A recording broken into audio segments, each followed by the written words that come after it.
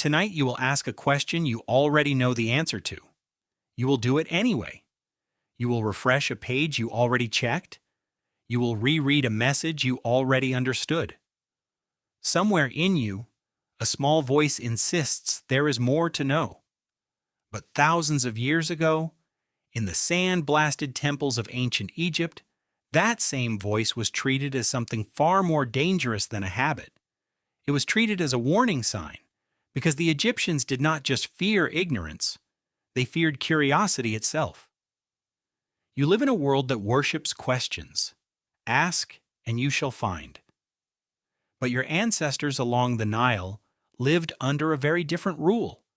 Some truths they believed were not gifts. They were traps. Picture a temple at Karnak, around 3,000 years ago, thick stone walls, no windows, torches flickering against carved gods with the heads of falcons and jackals. Only a handful of priests are ever allowed past the innermost doors. Not because the space is small, because what lies behind those doors is considered too dangerous for an ordinary mind. The Egyptians called this restricted, sacred knowledge hekau, meaning words of power, and they believed that some of it should never leave the temple walls. Why would a civilization famous for astronomy, medicine, and monumental engineering build an entire belief system around the idea that some knowledge should stay hidden? The answer lies in how the Egyptians understood truth itself. The Egyptians had a concept called ma'at. It meant order, balance, and cosmic truth all at once. Ma'at was not just a moral idea. It was the invisible structure holding the universe together, the sun rising each day, the Nile flooding on schedule, the boundary between the living and the dead. All of it depended on Ma'at remaining intact. And here is the unsettling part. The Egyptians believed that certain knowledge, if uncovered by the wrong person at the wrong time, could tear a hole in that order. This wasn't superstition without structure. It was a belief system with real consequences. Temple inscriptions described knowledge so sacred it was only spoken aloud during specific rituals by specific priests at specific hours. Break the sequence, and you weren't just breaking a rule. You were believed to be inviting chaos, or isfet, the direct opposite of ma'at, into the world. Now here is where it gets stranger. The Egyptians didn't just protect knowledge from outsiders. They built myths specifically to discourage their own people from seeking it. One of the most striking comes from the story of Isis and Ra. Ra, the sun god, held a secret name, not his public name, the one used in prayers and hymns, a true hidden name that carried absolute power over him. Isis, clever and relentlessly curious, wanted that name. So she created a magical serpent and let it bite Ra, poisoning him slowly. As he suffered, Isis offered a deal. Tell her his true name and she would heal him. Ra resisted. He tried offering her every other name he had. But the pain grew unbearable and eventually he surrendered the secret. On the surface, this looks like a triumph of curiosity. Isis gets what she wants. But look closer at how the Egyptians told this story. Ra's suffering is described in agonizing detail. His power is described as diminished forever the moment the name left his lips. The myth isn't a celebration of clever inquiry. It's a caution. Knowledge has a cost, and once revealed, it can never be hidden again. Do you see the pattern yet? This wasn't an isolated story.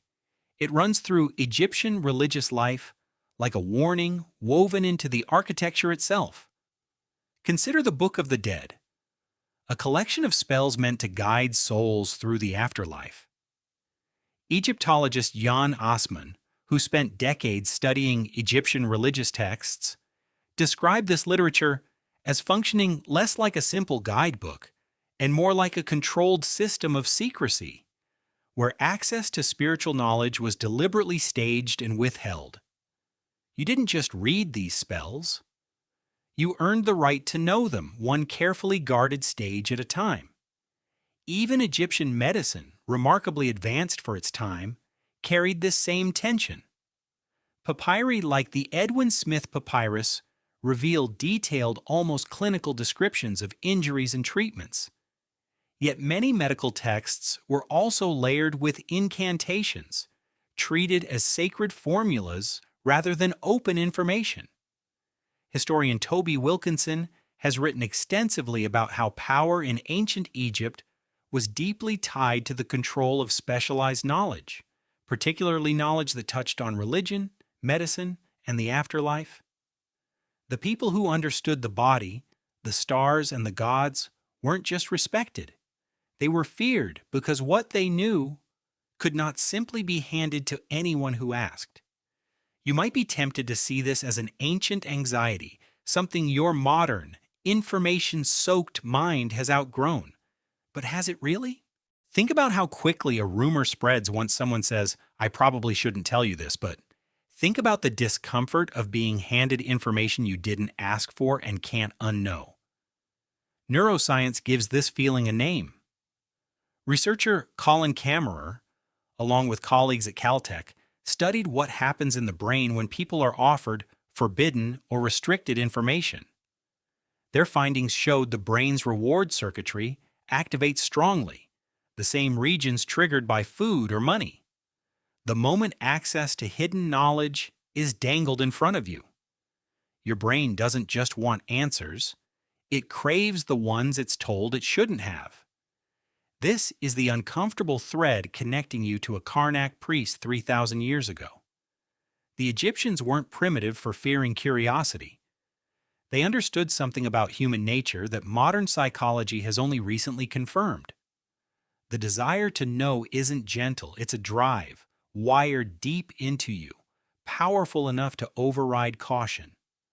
Psychologist George Loewenstein, who pioneered research into what is now called the information gap theory, proposed that curiosity functions almost like a form of deprivation. The moment you sense a gap between what you know and what you could know, discomfort builds until it's resolved.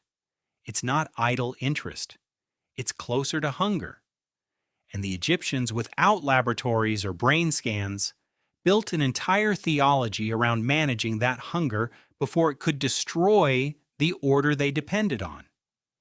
So when Isis poisoned a god to steal his true name, the story wasn't really about magic, it was about you. About the version of you that reads the last text message one more time even though it changes nothing. About the version of you that clicks the headline promising a secret, even suspecting it will disappoint you. The Egyptians simply gave that impulse a mythological shape, wrapped it in serpents and sacred names, and warned their children some doors are not locked to punish you. They are locked because of what opening them will cost. And maybe that's the real reason this myth has survived for thousands of years. Not because it explains the gods, because it explains you, somewhere between the temple walls of Karnak and the glowing screen in your hand. The warning hasn't changed. Ancient Egypt didn't fear curiosity because it was foolish. It feared curiosity because it worked, because it always got what it wanted, no matter the cost. Tonight you will ask a question you already know the answer to. And somewhere deep in you, an ancient Egyptian priest already knew exactly why.